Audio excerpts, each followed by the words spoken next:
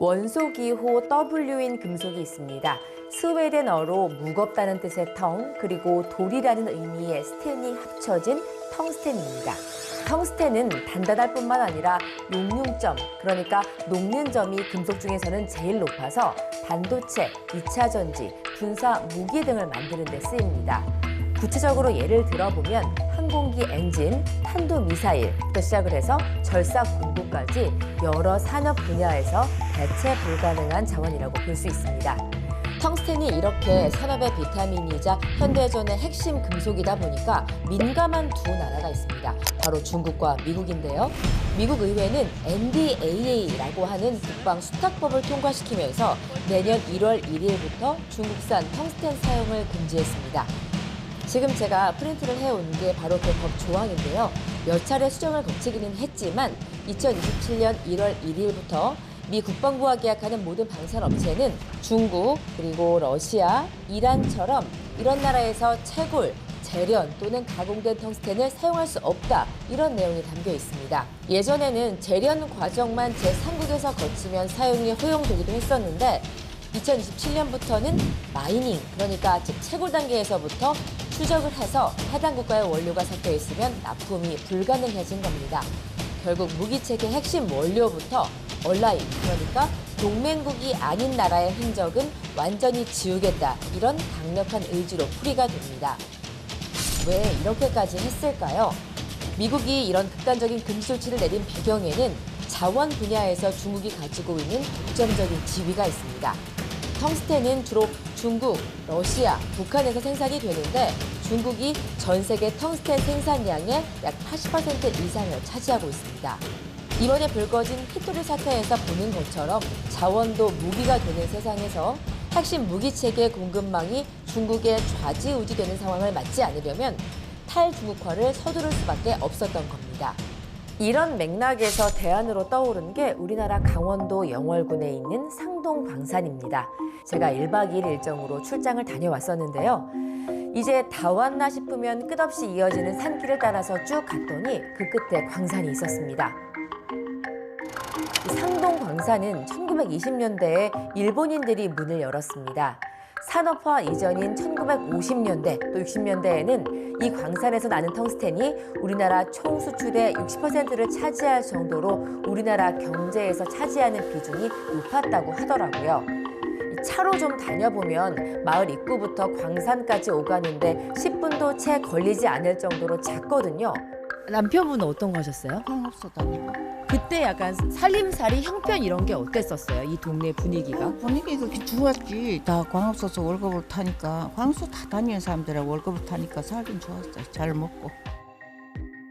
흔히 강아지도 10,000원짜리를 물고 다닌다 이렇게 말을 하는 동네가 여기인데 그렇게 번성했던 옛 시절을 기억하는 주민분들이 여럿 계셨습니다. 하지만 이 광산은 값싼 중국산 텅스텐에 밀려서 결국 1994년 완전히 문을 닫았습니다. 이 일자리가 사라지니까 젊은 사람들도 다 떠나버려서 유리창이 깨지거나 문이 부서진 집들이 그대로 방치되어 있는 아주 쇠락한 상태더라고요. 조금은 쓸쓸한 분위기 속에서도 32년 만에 다시 채굴 준비는 착착 진행되는 것처럼 보였습니다. 이번에 텅스텐을 다시 캐기 위해서 새로 뚫은 갱도는 약 4.2km 정도 되고 시추공은 500개가 넘는데요. 일단 저는 차를 타고 들어갔습니다. 이렇게 라이닝을 둘러놔서 네. 이게 실제 느낌 자체가 좀 안전한 느낌이 많이 들죠. 실제로 안전하기도 하고요. 이게 발파를 하고 나서 돌이 떨어지는 걸 막기 위해서 사실 한 건데 네. 여기 일반적인 콘크리트에다가 콘크리트는 보통 철근으로 보강을 하는데 얘는 강섬유를 넣고요. 네. 급결제라는 걸 또 넣어버려요. 그래서 30분 안에 굳어버리게 발파마다 이렇게 뿌려버립니다. 그 보면 뭐 전기도 따라가고 뭐 온라인 심지어 안에서 핸드폰도 되거든요. 이 가다 보면 중간중간에 오른쪽으로 통로처럼 보이는 곳들이 있었는데 그쪽으로 들어가서 채굴을 진행한다고 하더라고요. 총 4.2km요.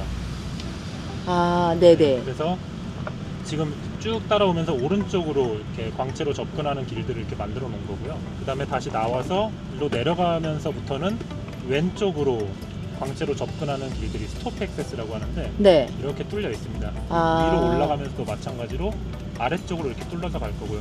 지금 이렇게 보라색과 네, 네. 녹색 있잖아요. 네. 이거는 예전 대한중석에서 아, 채굴을 했던 거예요. 이 중심에. 그래서 아. 그쪽에서는 바로 안쪽으로 들어가면서 채굴을 안쪽을 해버렸고 아, 저는 바깥으로, 돌아서. 네, 바깥으로 돌아가면서 네, 아까 이렇게, 말씀하신. 이렇게 들어가는 겁니다. 텅스텐 광맥이 있는 곳에 내려서 자외선 램프로 돌을 비춰봤더니 마치 보석처럼 파랗게 빛났습니다. 이 장비도 변별한 게 없었던 시절에 도대체 여기에 텅스텐이 있는 걸 어떻게 알았을까 이런 생각이 들 정도로 영롱하고 또 신비스러운 느낌마저 들었습니다. 상동 광산의 텅스텐 생산 비용은 10kg당 110달러에서 126달러 수준으로 저렴한 편이라고 합니다.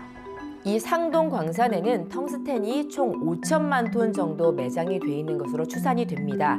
1년에 100만 톤씩 캔다고 가정을 했을 때 50년 정도 캘 수 있는 양이라고 합니다. 하지만 이 상동 광산 우리나라에 있지만 우리나라 소유가 아닙니다. 이 광산의 광업권 소유 변화는 매우 복잡합니다. 처음 발견된 이후에는 일본인들이 개발을 시작했다가 1952년 정부가 대주주인 국영기업 대한중석광업이 됐습니다.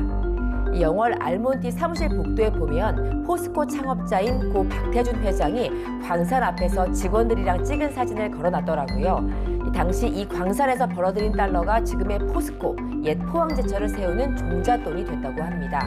하지만 채산성 악화로 민영화 대상으로 지목되면서 1994년 거평그룹이 대한중석을 사들였다가 거평그룹마저 1997년 IMF 외환 위기 때 해체됐습니다. 대한중석은 가공 부문과 광업권이 따로 있는데 광업권이 특히 여러 주인을 거쳤습니다.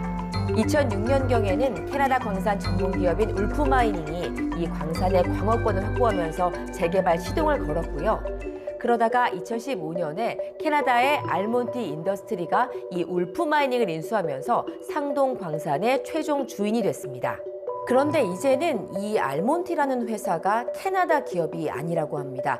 알몬티는 지난해 7월에 미국 나스닥 상장을 했고요. 아예 본사가 미국 델라웨어로 이전을 했다고 하더라고요. 미국 회사가 된 겁니다.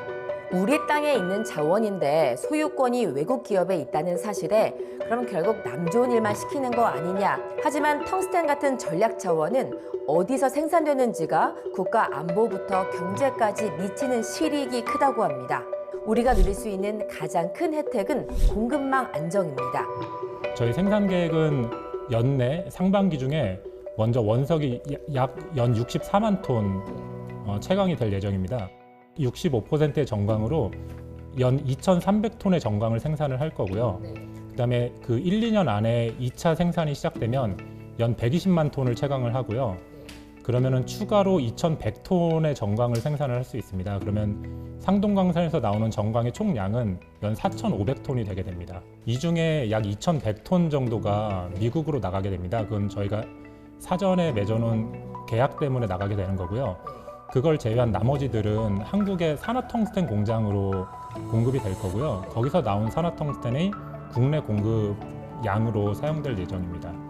만약 중국발 공급에 문제가 생긴다고 해도 우리 방산이나 공장이 멈추지 않고 돌아갈 수 있는 일종의 안전판이 생기는 셈입니다. 낙수 효과도 기대할 수 있는데요. 이번에 가봤더니 채굴을 준비하는 단계임에도 기숙사도 생기고 직원들도 오가고 분주하더라고요. 이 광산이 가동되면 직접 고용하는 인력부터 협력업체 같은 간접 고용까지 일자리가 많이 생겨날 것으로 추산됩니다. 알몬티는 이미 영월군에 약 1,000억 원 규모의 산화 텅스텐 가공 공장을 짓겠다고 했는데요. 현실화할 경우에는 지역에도 많은 세금을 내게 되면서 경제적 효과를 기대할 수도 있습니다.